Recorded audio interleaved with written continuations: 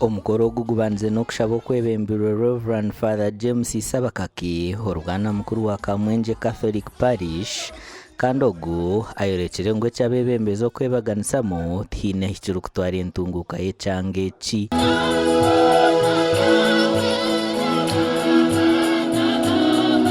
bange cyakutusaba na Allah wa subhana wa ta'ala ntitwa abantu be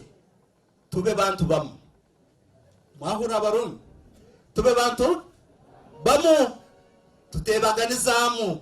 tugonze ngana kandi tugonze abebembezi baitu ebi nebindi nibyijeho bwa nyuma ya Robert Mugabo kusinga karuru ko myishengera habwa ishaza rya Kitagwenda kandi ubwo abinji babiri bamutaha imishango etara mu muhoho ngo bunda kareka kwesimba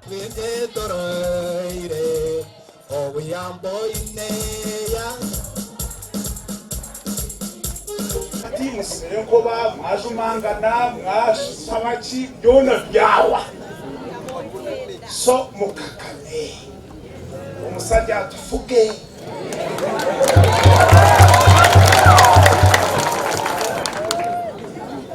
tukija kinana na mukaga turuko rwo mushaka tukashanga abantu banabonga no bazware kito muri Kitagwenda akamenshi birzonka z'amabati abantu abaye bazware koti bakabari 16 yabagambire imihanda yiyagamba kweri kuremwa kuyija hatiya abantu bagira ngo narembo nuraka yagishabire mwenu yabora nyenda kuchikora kiriya ngo imihanda yiyagamba niza kugenda ndebe ahiyahika kuno shange tariyo nkuratirire kireki eyije kana gwe nashange tariyo niza kugaruka bagambire ngo tegizire ki abebembezi batara bamwe na bamwe bahikira ha mukorogu ntuza kwatanisa okureba ngo abantu ba Kitagwenda batutiremo bwesije okuhereza abantu beitu kandi simba abanyakitagwenda nimba sima mwebare kugira umutima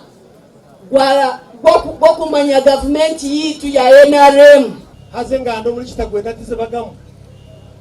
Mugabe Cece abatagwenda baramugunda munonga okukira abakiga baganara nyowe abatagwenda na hati barangunda munonga okukira n'abakiga bitu abarwe ntu Robert Mugabo sinjire ntebe yo myishengera habwa Kitagwenda washabera abantu bona babire bamwesimbireho okwija bakakwatanisa nkwe babase kusya kurunje obuherezo mcyange eki yenda kubagambira ngo ubu nibwo bwire bwo kusasirana tukagarukana tukabetoreza ruhanga abakatoliki binekeshongorejo ubwire bwo kusasirana nibwo ubu ubwo kugira ngo tugarukane turugo mu ntaro turuge mu kurwana ninchigaruka mukundo murundi especially hari ababanda babire besimbire nanye amakoraga gashakwa Anthony Atwine